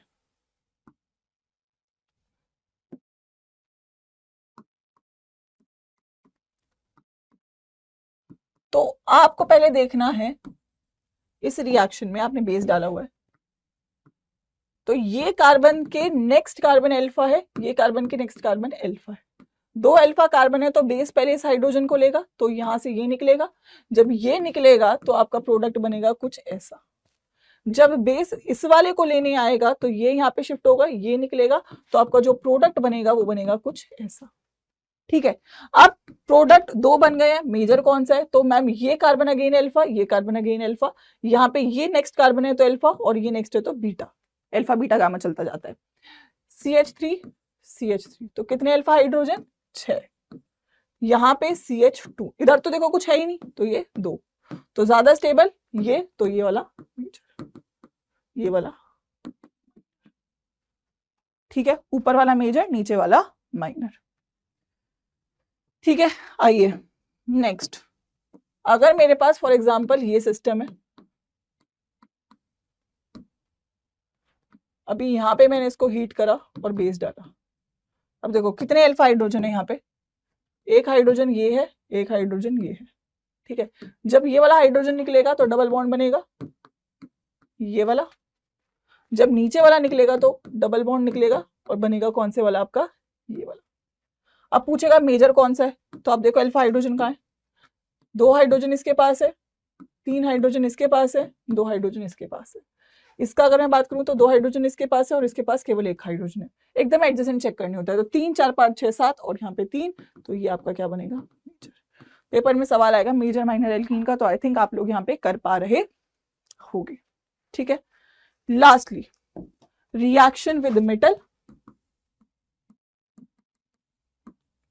तो यहाँ पे 2 रिएक्शन रहेंगे। पहला सोडियम के साथ रिएक्शन होता है, उसको बोलते हैं वुड्स रिएक्शन। क्या बोलते हैं उसको? Wurtz reaction. अगर मैं वुड्स रिएक्शन की बात करूंगी तो अगर आपके पास एल्काइल हैलाइड है, आपने सोडियम डाला, 2 मॉलिक्यूल लेने पड़ेंगे क्योंकि इसको हम फोटोकॉपी रिएक्शन भी बोलते हैं, in the presence of dry ether. क्या होगा यहाँ पे आपके रिएक्शन में? ये बाहर निकल जाएगा और आपको क्या मिलेगा? R और R जुड़ जाएगा और आपको मिलेगा 2NaX। ठीक है, सो दिस इज बेसिकली, यहाँ पे आपको क्या मिलती है? Symmetrical alkenes. क्या मिलते हैं? Symmetrical alkenes. देखो CH3Cl के ऊपर अगर आपने 2NaX 2Na डाला, ठीक है, तो CH3 है तो CH3 मतलब क्या हो जाएगा? 2 है, 1 है तो 2 बना देगा, CH2 CH3 CH3 और NaX। अगर 2 मॉलिक्यूल का है, ठीक है, फॉर एग्जांपल 2 मॉलिक्यूल का है तो 2 से क्या बनाएगा? 4 बनाएगा।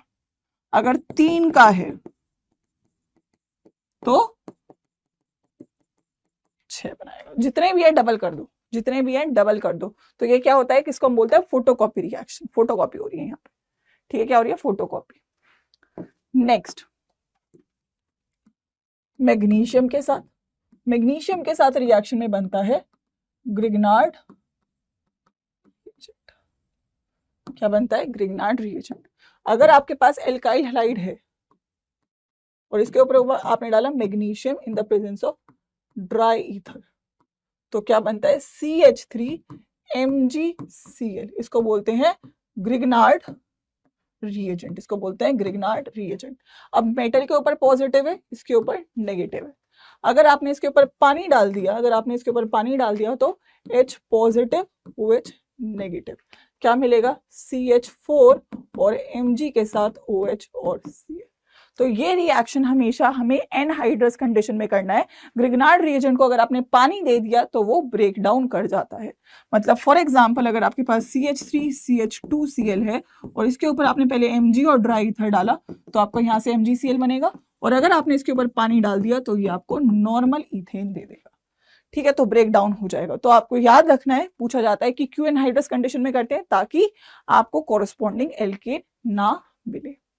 ठीक है, तो यहां तक आपके हेलो एल्केन्स के रिएक्शन कंप्लीट हो जाते हैं और इसके बाद हमारा आखिरी सेक्शन बचता है, that is your hello arenes के रिएक्शन। जल्दी से सभी लोग सेशन को यहाँ पे लाइक जरूर कर देंगे, क्योंकि हम एक पूरी समरी पढ़ रहे हैं। अगर आपने एक बार चैप्टर पढ़ा हुआ है, आपने एनसीईआरटी रीडिंग करी है, और अगर नहीं भी पढ़ा है तो अगर आप ये वन शॉट देख रहे हो इसके बाद एक बार एनसीईआरटी पढ़ लोगे तो आपको चैप्टर एकदम क्लियर हो जाएगा। और ये चैप्टर बहुत इंपॉर्टेंट है बेसिक्स डेवलप करने के लिए, जो कि आपके आगे ऑर्गेनिक केमिस्ट्री में इस्तेमाल हो रहे होंगे। ठीक है भाई, ऑलराइट। तो अभी तक के हमारे रिएक्शंस मोस्टली कंप्लीट हो चुके हैं। लास्ट रिएक्शन बच रहा है, that is reaction for hello arenes. जल्दी से एक बार देख लेते हैं। अगर मैं रिएक्शन फॉर हेलो एरीन्स की बात करूं तो 3 रिएक्शन रहेंगे। ठीक है, पहला वही न्यूक्लियोफिलिक सब्स्टिट्यूशन रिएक्शन, क्योंकि बेंजीन रिंग आ गई है तो इलेक्ट्रोफिलिक सब्स्टिट्यूशन रिएक्शन, और लास्ट रहेगा आपका रिएक्शन विद मेटल्स। ठीक है, अब मुझे एक बात बताओ। ठीक है, अगर मेरे पास फॉर एग्जांपल ये है आपका हेलोजन, इसके पास है लोन पेयर, और क्योंकि लोन पेयर है तो इलेक्ट्रॉन डोनेटिंग ग्रुप है, और इलेक्ट्रॉन डोनेटिंग ग्रुप है तो रिंग के ऊपर ये नेगेटिव चार्ज लेकर आ जाएगा। ठीक है, और क्लोरीन के ऊपर पॉजिटिव चार्ज।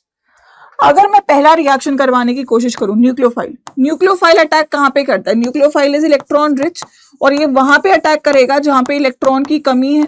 लेकिन अगर आप यहाँ पे देखोगे तो ये खुद इलेक्ट्रॉन रिच है, तो क्या इलेक्ट्रॉन रिच पे अटैक करेगा? तो जवाब आएगा मैम नहीं, ये नहीं होना चाहिए। और आंसर भी यही है कि रिएक्शन इतना आसानी से जितना हमें लगता है नहीं हो पाता है।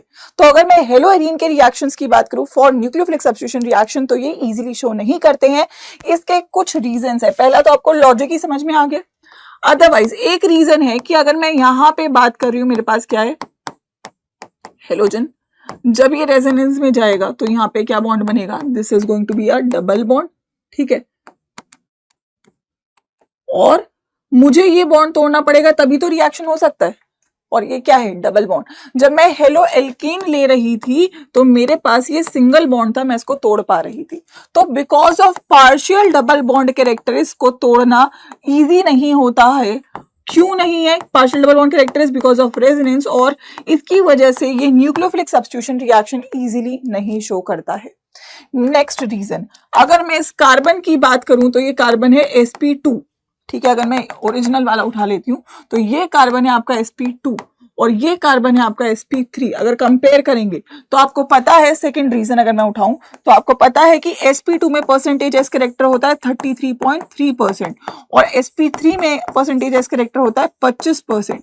और क्योंकि परसेंटेज एस कैरेक्टर बढ़ रहा है तो आपकी इलेक्ट्रोनेगेटिव बढ़ेगी, इलेक्ट्रोनेगेटिविटी बढ़ेगी, और अगर इलेक्ट्रोनेगेटिविटी बढ़ेगी तो ये कार्बन अपने इलेक्ट्रॉन्स को देना नहीं चाहेगा और ये बॉन्ड टूटना नहीं चाहेगा।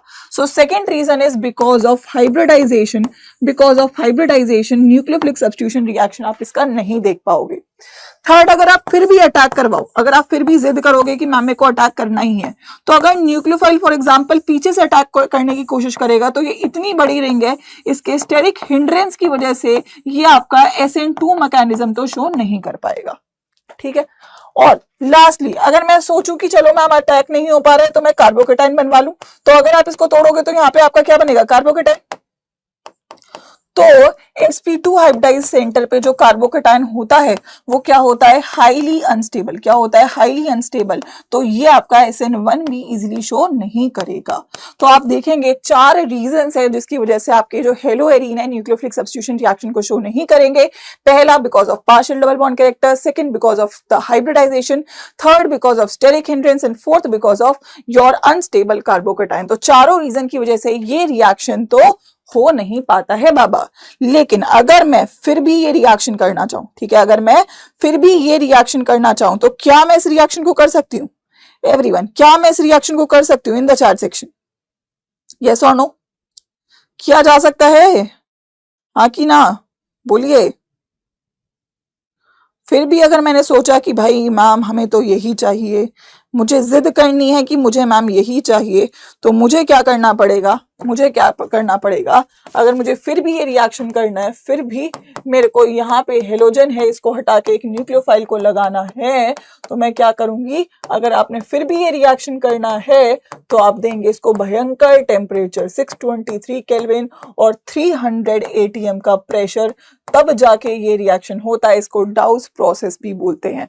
तो अगर आपको स्टिल ये रिएक्शन करना है तो आपको इसको इंटेंस कंडीशन देनी पड़ेगी। लेकिन अगर आप थोड़ा सा रिलैक्सेशन चाहते हैं कि मैम थोड़ा सा रिलैक्सेशन दे दीजिए हमें, तो आप क्या कर सकते हैं, अगर आपने, क्योंकि इसके ऊपर इलेक्ट्रॉन डेंसिटी ज्यादा थी, आपने NO2 लगा दीजिए, तो ये रिएक्शन थोड़ा सा आराम से होगा। और आप मुझे बताएंगे कि कितने टेम्परेचर पे होगा। अगर मैंने यहाँ पे एक इलेक्ट्रॉन विड्रॉइंग ग्रुप लगाया जो इस रिंग की इलेक्ट्रॉन डेंसिटी को खींच रहा होगा, तो बताइए ये रिएक्शन अब कितने टेम्परेचर पे होता है। अब थोड़ा सा जो आपका टेम्परेचर है उसमें आप क्या देखेंगे, गिरावट देखेंगे। और मुझे चार्ट सेक्शन में आना चाहिए कि कितनी गिरावट देखने को मिल रही होगी। एवरीवन बोलो बोलो बोलो बोलो, everyone in the chat section. बच्चों कितने पे हो जाएगी अब,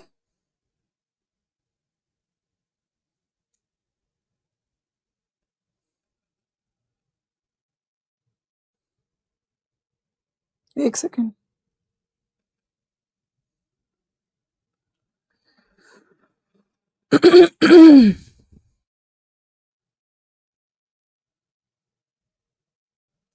आपका चार्ट्स नहीं दिख रहे हैं मेरे को।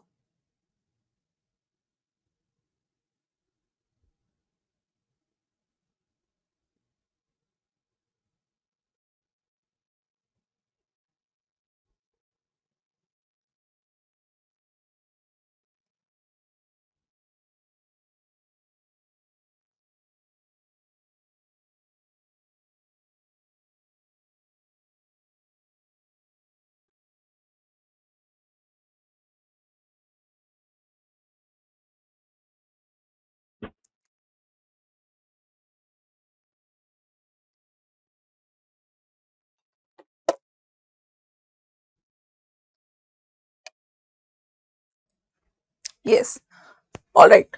तो हाँ, कहाँ पे थे हम, नॉर्मल टेम्परेचर अगर आप इसको थोड़ा सा कम हो जाएगा, अप्रोक्सीमेटली 443 केल्विन पे रिएक्शन होने लगेगा।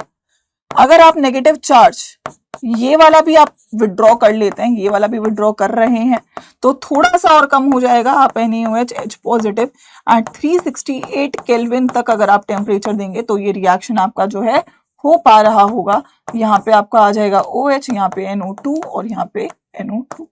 और अगर आपको समझ में आ गया कि NO2 लगाने से काम चल रहा है, तो आप क्या कहेंगे कि मैम तीनों ही जगह लगा देते हैं। अगर आप तीनों ही जगह NO2 लगा देते हैं, तीनों ही जगह रेजोनेंस में, देखो रेजोनेंस में जब जाएगा तो इन 3 पोजीशन पे ही नेगेटिव चार्ज आएगा और तीनों को आप विड्रॉ कर रहे हैं, तो उस केस में क्या होगा, आप इसको हल्का सा रिएक्शन को वार्म कर देंगे तो भी ये रिएक्शन आपका हो जाएगा। और आपको यहाँ से क्या मिल जाएगा, यहाँ से आपको क्या मिल जाएगा, that is OH NO2 NO2 NO2 और इसको बोलते हैं 2,4,6 ट्राइनाइट्रोफिनॉल या फिर पिक्रिक एसिड।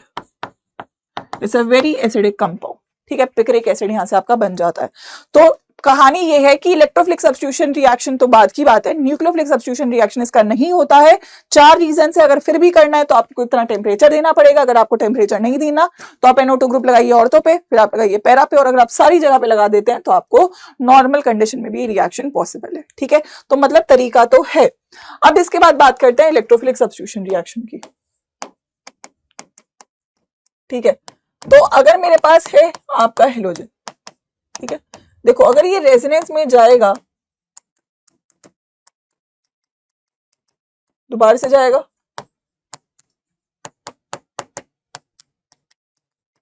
दोबारा से जाएगा,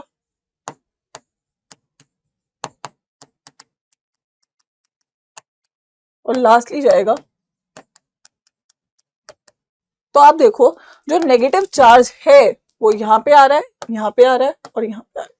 यहीं पे मैंने NO2 को लगाया था, तो अगर मैं इलेक्ट्रोफाइल का अटैक करवाऊंगी तो इलेक्ट्रोफाइल कहां पे अटैक करेगा, या तो यहाँ पे या तो यहाँ पे। तो जितने भी इलेक्ट्रॉन डोनेटिंग ग्रुप्स होते हैं वो क्या होते हैं, ऑर्थो पैरा डायरेक्टिंग। और पैरा डायरेक्टिंग है तो पैरा प्रोडक्ट ही आपका क्या बनता है, मेजर प्रोडक्ट। ठीक है, क्योंकि ऑर्थो पे थोड़ी सी स्टेरिक हिंड्रेंस हो जाती है। ठीक है, तो अब जितनी भी आप इलेक्ट्रोफाइल्स ले लो, ठीक है, फॉर एग्जाम्पल आपके पास ये है, अब आप अलग अलग रिएक्शंस करवा सकते हो। ठीक है, मैं यहाँ पे डायरेक्टली लिख रही हूँ। ठीक है, मैं आपको यहाँ पे इलेक्ट्रोफाइल लिखवाऊंगी और आप डायरेक्टली इनको जोड़ दीजिए, इसमें कोई भी ज्यादा मतलब ऐसी चीज नहीं होगी आपकी। ठीक है, सबसे पहले अगर आप हेलोजिनेशन करवा रहे हो, फॉर एग्जांपल Cl2 FeCl3 की प्रेजेंस में, तो इलेक्ट्रोफाइल क्या है, Cl पॉजिटिव। तो आपका Cl यहाँ पे भी जुड़ जाएगा और आपका Cl यहाँ पर भी जुड़ जाएगा। सिमेट्रिक कंपाउंड भी है तो मेजर आपका यही होगा। ठीक है, राइट। इसके अलावा अगर आप क्या करवा रहे हैं, नाइट्रेशन, अगर आप नाइट्रेशन करवा रहे हैं HNO3 और H2SO4 के साथ, तो यहाँ पे इलेक्ट्रोफाइल NO2 पॉजिटिव, तो NO2 जुड़ जाएगा यहाँ पर भी और यहाँ पर भी, ऑर्थो और पैरा पे जुड़ेगा, मेजर प्रोडक्ट ये वाला बनेगा। अगर आप सल्फोनेशन करवा रहे हैं कंसंट्रेटेड H2SO4 के साथ, तो SO3H पॉजिटिव आपका इलेक्ट्रोफाइल होगा, तो आपका SO3H यहाँ पे भी जुड़ जाएगा और यहां पर भी। ठीक है, अगेन मेजर ये होगा।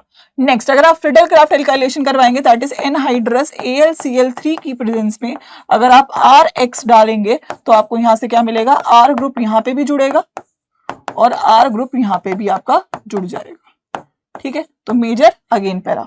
अगर आप फ्रिडल क्राफ्ट एसाइलेशन करवाएंगे, that is anhydrous AlCl3 is your Lewis base, यहाँ पे आप RC डबल बॉन्ड OCl डाल रहे हैं, तो यहां से आपको क्या मिलेगा, आपको यहाँ पे Cl तो ऑलरेडी मिल ही रहा है, RC double bond O, C double bond OR और C डबल बॉन्ड O। ठीक है, तो अगर मैं बोलूं, देखो यहाँ पे Cl पॉजिटिव जुड़ा, यहाँ पे NO2 पॉजिटिव जुड़ा, यहाँ पे SO3H पॉजिटिव जुड़ा, यहाँ पे आपका R पॉजिटिव जुड़ा, यहाँ पे आपका RC double bond O positive जुड़ा। इसको बोलते हैं आप हेलोजिनेशन कर रहे हैं, यहाँ पे आप नाइट्रेशन कर रहे हैं, यहाँ पे आप सल्फोनेशन कर रहे हैं, यहाँ पे आप एल्काइलेशन फ्रिडल क्राफ्ट एल्काइलेशन कर रहे हैं और यहाँ पे आप एसाइलेशन कर रहे हैं, फ्रिडल क्राफ्ट एसाइलेशन।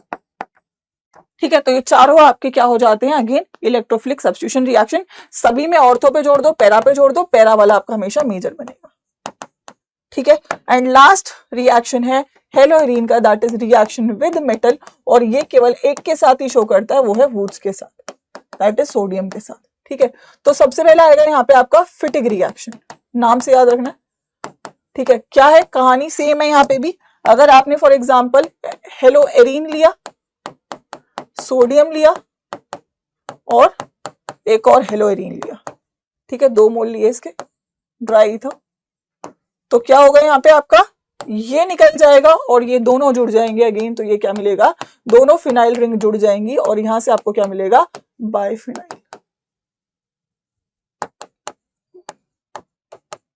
और अगर आप यहाँ पे एक हेलो एल्केन और एक हेलोइरीन को, देखो दोनों हेलो एल्केन था तो वुड्स था, दोनों हेलोइरीन है तो फिटिग है, और अगर एक एल्केन और एक वो है तो ये क्या हो जाएगा आपका, that is your Wurtz Fittig reaction. तो वुड्स फिटिग रिएक्शन में क्या होगा, एक आपने हेलो एल्केन लिया CH3Cl, एक आपने लिया यहाँ पे दैट इज योर हेलोइरीन, और एक आपने यहाँ पे लिया सोडियम, रिएक्शन किया तो इसके साथ आपका क्या जुड़ गया, CH3, और आपका ये बाहर निकल के आ गया। ठीक है, तो अगर दोनों हेलो एल्केन है तो वुड्स रिएक्शन, दोनों हेलोइरीन है तो फिटिग रिएक्शन, एक हेलो एल्केन और एक हेलोइरीन है तो Wurtz Fittig reaction. This brings us to the end of this chapter. आपके पेपर में क्वेश्चंस कहां से आएंगे, आइडेंटिफिकेशन ऑफ मैकेनिज्म से, आइडेंटिफिकेशन ऑफ मैकेनिज्म से, SN1 है या SN2 है। एलिमिनेशन में मेजर और माइनर से आएगा,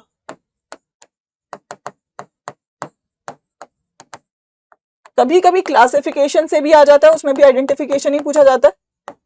और लास्टली 1-2 क्वेश्चन IUPAC के आएंगे, वो बेसिक रहेंगे, उसमें इतना दिक्कत नहीं है।